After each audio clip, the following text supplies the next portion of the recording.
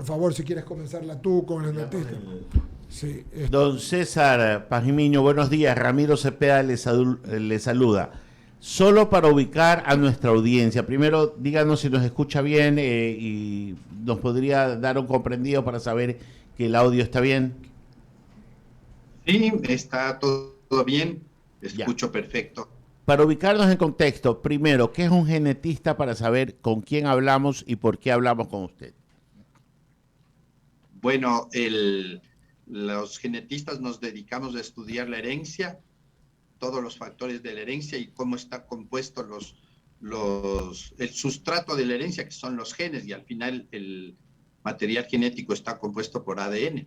Entonces, todo lo que tiene que ver con ADN, todo lo que tiene que ver con la composición de los seres vivos y cómo transmiten información, a eso se dedican los genetistas en general. Yo soy médico, hago genética médica, estudio enfermedades raras, estudio genética y cáncer, así es que en ese contexto, y tengo una maestría en biología de enfermedades infecciosas, por eso opino sobre este tema también del COVID.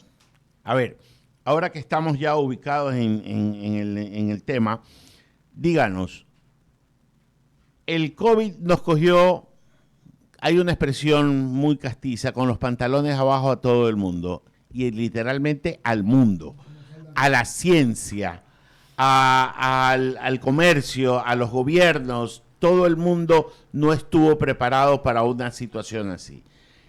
Han transcurrido ya casi 2 años de que esto sorprendió a la humanidad. El camino transitado, ¿qué lecciones nos deja? Y de estas lecciones que está dejando, ¿cuáles todavía no son aprendidas? Bueno, pienso que primera cosa, que la pandemia, pese a que siempre desde el punto de vista de historia y de cómo se comportaban enfermedades emergentes, nuevas, se esperaba que aparezca una pandemia, no se sabía cuándo. El tema que el rato que aparece el coronavirus, incluso se crea un montón de mitos en relación a que fue creado en un laboratorio, que los experimentos, etcétera, que eso fue desvirtuado rápidamente por los estudios justamente de genética del virus, ya que era muy similar a todos los virus descritos en la naturaleza, entonces no había la opción de que haya sido creado. Luego, por supuesto que nos coge de sorpresa a la humanidad porque no estábamos preparados para un virus tan agresivo, con características especiales de esta relación virus-huésped, produce una mortalidad muy alta. Estamos rondando más o menos en el mundo 5,5 millones de personas fallecidas, ¿no? En el Ecuador 33,000 por ahí fallecidas. Entonces, por supuesto que nos coge de sorpresa, pero al mismo tiempo tenemos las herramientas científico-tecnológicas para entender muy rápido al virus. Se hizo la secuenciación del virus para saber cómo era su material genético en pocas semanas.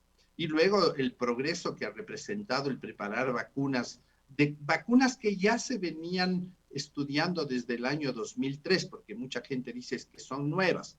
Claro, son nuevas la aprobación, pero el estudio viene desde el año 2003. Por eso es que teníamos, de alguna manera, experiencia en preparación de vacunas en el mundo. Entonces, todas estas cuestiones hacen ver que la pandemia, por supuesto, provoca una problemática en los sistemas de salud, muchos debilitados, el tema de la responsabilidad de los estados en relación a todo lo que es una pandemia, hace ver que pues no es que estábamos preparados para una situación así, pero de todas maneras los estados dieron señales de que habían estado haciendo lo correcto. La Organización Mundial de la Salud opinó, se planteó políticas de este tema, y más bien lo que está ocurriendo en el momento actual es que se han relajado medidas porque las variantes del virus también han ido como decayendo en su agresividad, y eso ha dado un mensaje a la sociedad de que estamos más tranquilos, lo cual, si analizamos las cifras, no es tan cierto, ¿no? Usted mismo en la introducción hablaba de la mortalidad, estamos hablando de una mortalidad alta en pacientes no vacunados del 50%, y en los vacunados más o menos un 20% de mortalidad, o sea que el virus no está tratando de sobrevivir en la sociedad y sigue contaminando. Le paso a Lucía Jaramillo, que continúa con la entrevista. Gracias, Ramiro. ¿Cómo le va, doctor Pajimiño? Es importante destacar que el uso de la mascarilla es fundamental. Inclusive hay estudios que han demostrado que por el uso de la mascarilla se reduce la probabilidad de contagio. Ahora, también es importante determinar que qué significa que Omicron sea la dominante aquí en el país. Claro, el tema de hablar de dominante, lo que está diciéndonos es que esta variante nueva ha reemplazado a las variantes anteriores y que está en porcentaje la que mayor se presenta en los enfermos. Y eso significa dominante y comunitaria, quiere decir que el contagio ya no puede ser rastreado hasta el origen primario, hasta el individuo cero, como se conoce en epidemiología. Y entonces estas dos palabras son las que están en este momento como utilizándose, ¿no? Comunitario y dominante. Dominante quiere decir que está reemplazando a la delta, a la mu, a todas las anteriores descritas, ¿no? Alfa, beta, etcétera. Entonces, es esto. Y otra cosa que es interesante es el tema de las mascarillas, ¿no? Hay estudios ya que hablan de cómo es la protección de las mascarillas. Todas estas personas que usan, por ejemplo, mascarillas de esponja o de tela, la protección en realidad es de baja, es casi de cero, máximo las de tela hasta un 40% para bacterias, pero no para virus. Entonces hay que usar mascarillas, al menos las dos más potentes para protección son la N95 y la KN95, que son las que en realidad están protegiendo mucho, ¿no? Y por eso es la recomendación. Luego hay esta que le dicen la caramelo, la KF94, que es una también que tiene una buena protección. Y las quirúrgicas, en realidad, tienen un 70-75% de cobertura. Entonces, todo esto hay que considerar el momento que uno va a elegir la mascarilla que va a usar. Respecto, doctor, a esta variante, la Omicron, ¿por qué son más vulnerables las personas que tienen enfermedades como la diabetes, la obesidad o enfermedades pulmonares también crónicas, renales o hipertensión? La puerta de entrada del virus, del coronavirus, es unos receptores de la membrana celular que está en los pulmones, en los bronquios, en las mucosas en general. Esa puerta de entrada tiene un nombre, es el receptor ACE2, y entonces se ha visto que las personas que tienen enfermedades crónicas, diabetes, obesidad, pulmonares, etcétera, tienen un mayor número de estos receptores en las células. Por tanto, como el virus es más pegajoso en ese momento, el virus tiene la llave de entrada, que es la proteína esta famosa S o Spike, y que es la proteína esta que se pega al receptor, es decir, este mecanismo cerradura llave, y así entra el virus. Entonces, las personas que tienen estas enfermedades que hemos hablado tienen más receptores, por tanto son más susceptibles de que entre el virus porque hay mejores oportunidades de que entre. Y también se ha visto que hay una resistencia o susceptibilidad mayor o menor dependiendo de tus características genéticas. Ya se han evaluado como unos 30 genes que tienen que ver con la susceptibilidad genética a enfermarse. Entonces, esto ya sabemos que hay personas que por eso es que unas responden mejor que otras. Incluso hay un 15% de personas que no se van a enfermar porque tienen una protección natural que es esperable dentro de cualquier enfermedad en cualquier especie. Gracias, doctor César Pajimiño. Sigue con más preguntas mi compañero Jaime Velázquez, que está también conectado a través de la vía Zoom. Gracias, Lucía, Eduardo, Ramiro, a todos los radioescuchas, igual que Alberto, y a nuestro doctor César Pajimiño, bienvenido. La verdad es que hay una teoría, o se ha puesto de moda que muchos médicos conversen o hablen justamente de lo que está sucediendo con este coronavirus. Y hablan de que Omicron sería un paso muy cercano a la terminación de la pandemia. ¿Por qué razón? Porque se dice o se afirma que es una vacuna natural y que con eso la gran mayoría de la población del mundo va a estar contagiada, por lo tanto vamos a tener inmunidad. ¿Qué tan de cierto tiene esta teoría? Porque han sido aseveradas por algunos médicos a nivel mundial. Bueno, esa es una cuestión que efectivamente se ha difundido mucho en redes, ¿no? Que ya con esta variante está próxima a terminarse la pandemia, lo cual es muy cuestionable desde el punto de vista de comportamiento de un virus. El virus no sabemos exactamente hacia dónde va a ir. Esperemos que en verdad camine hacia lo que se denominan las mutaciones purificantes del material genético, es decir, le hacen más débil, le hacen menos agresivo, menos contagioso, y probablemente sea como en la historia natural del final de la pandemia. Pero también puede ocurrir lo contrario.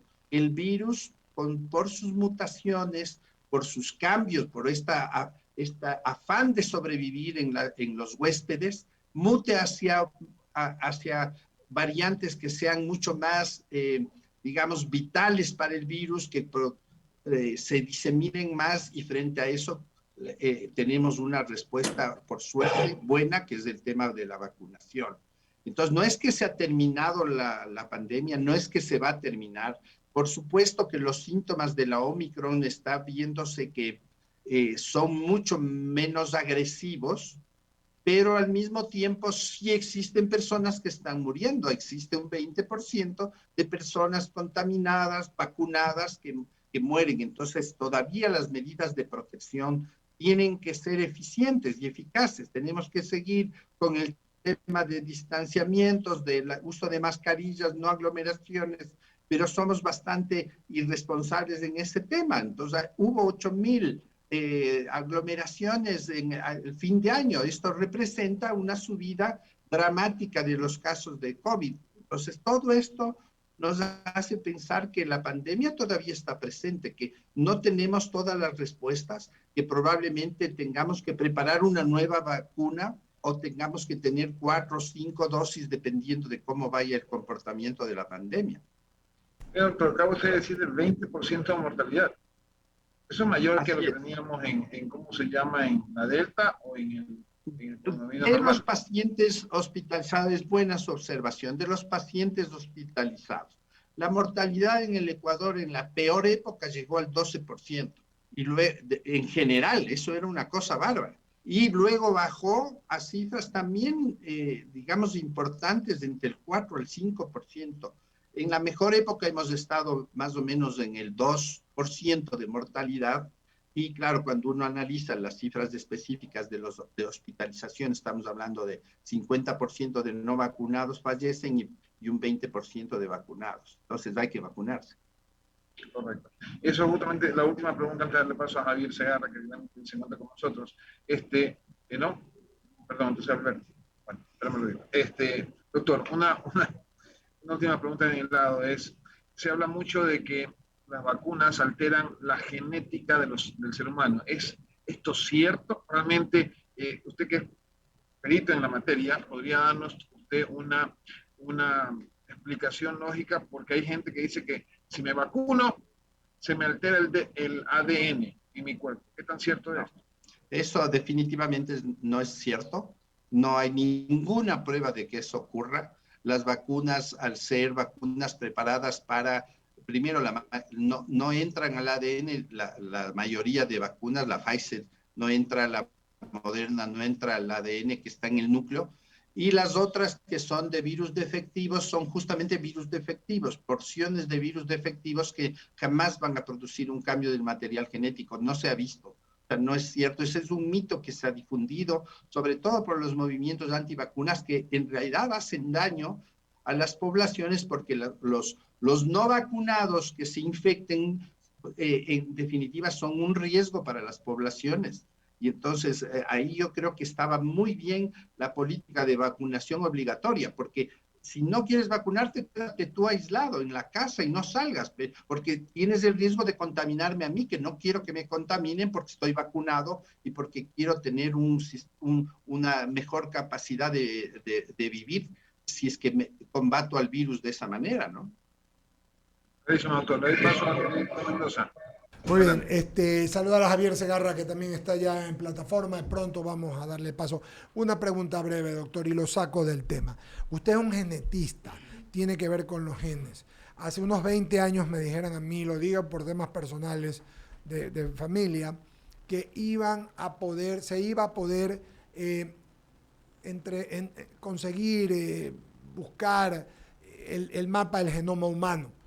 Y hace unos 10 me dijeron que ya habían descubierto el mismo mapa, pero que era como tirar un frijol en Nueva York. Digo esto porque de esta manera podrían enfermedades como el Alzheimer, como la diabetes, como las enfermedades inmunológicas, podrían aislarse y podría ayudar mucho a la humanidad. Hay avances en este sentido. Perdóname que salga el tema del coronavirus, pero tengo que preguntárselo. Claro, bueno, el genoma ahora está completo, ya se está hablando incluso de, digamos, como al inicio se hablaba del primer borrador, ahora ya estamos en el lenguaje cierto del genoma, ya vamos por la quinta notación se llama, ¿no? Entonces, conocemos perfectamente que existen 23,000 genes, que muchos de estos genes producen, al menos están caracterizadas unas 10,000 enfermedades hereditarias que ya se tiene incluso casi ubicado dónde están los genes. Hay diagnóstico para muchas, ahora tienes varias opciones de diagnóstico, hay las plataformas ya en kits de diagnóstico para muchas enfermedades, se trabaja al mismo tiempo con casi 5,000 genes de cáncer, casi 12,000 secuencias genéticas para enfermedades. Entonces hay muchos avances que en realidad son importantes para el tema del genoma. Y tanto es así que ha avanzado el tema del genoma humano que justo nos ha permitido entender esta relación con el virus. Se sabe el genoma del virus y se sabe los genes que podrían estar produciendo la resistencia a enfermarse. Doctor, en ese mismo contexto, se dice también que mucha gente a la que le da el virus, el coronavirus, luego tiene algún tipo de deficiencia genética o predisposición alguna y le da otras enfermedades. ¿Esto es correcto o es sencillamente una elucubración? Bueno, se habla de secuelas de la infección. Las secuelas pueden ser temporales en su gran mayoría, pero hay algunas secuelas que se ha observado que tienen larga duración. Por ejemplo, temas de problemas respiratorios que los pacientes describen como insuficiencia o en su capacidad de respirar. Hay pacientes que han descrito cansancios prolongados, debilidades musculares, todo esto como secuelas del virus. Ya digo, unas son temporales y otras son un poco a mediano plazo lo que se ha estado observando. Esto ya se tenía previsto, incluso se había hecho cálculos que un 20% de pacientes podrían tener estas secuelas a mediano y largo plazo, tanto así que hay gobiernos que anticipándose al tema de estas secuelas ya están haciendo planes de salud para la comunidad para tratar estas secuelas. Por ejemplo, Inglaterra tiene ya todo un plan de salud comunitaria para evaluar las secuelas y poder proteger a su población, cosa que, por ejemplo, el Ecuador no lo ha hecho. No, aquí no tenemos mucha idea de lo que va a pasar, no tenemos incluso a veces, creo que ni los datos totalmente confiables de cómo está el comportamiento post-infección. Doctor César Páez Miño, quiero agradecerle su gentileza y el tiempo de habernos dado para poder explicar. Normalmente es difícil acceder a un genetista, por eso le pregunté. Todos los días entrevistamos en los médicos, 3 o 4 médicos, especialistas, intensivistas, dirigentes gremiales de la medicina, en fin, y era muy importante tenerlo a usted. Le agradezco su amabilidad y espero que podamos contar aquí en I99 y en el diálogo siempre con su concurso, porque es totalmente, repito, refrescante e importante lo que dijo usted. Esos datos del 20% de las personas muriendo deberían entenderlo los que piensan que es una gripecita, es nada más, que te pasa y ya no pasa nada. Deberían entenderlo, que hay un aumento, que tuvimos 12 al principio de la pandemia y que ahora hay 20. No es una cosa que se pueda tomar al azar, ni así nomás a la ligera. Así es. Muchas gracias, doctor Pajimillo. Gracias. Muchas gracias también. Saludos. Muy buenos días. Muchas gracias. Ahí estuvo, ahora sí, el saludo de Javier Segarra Torres.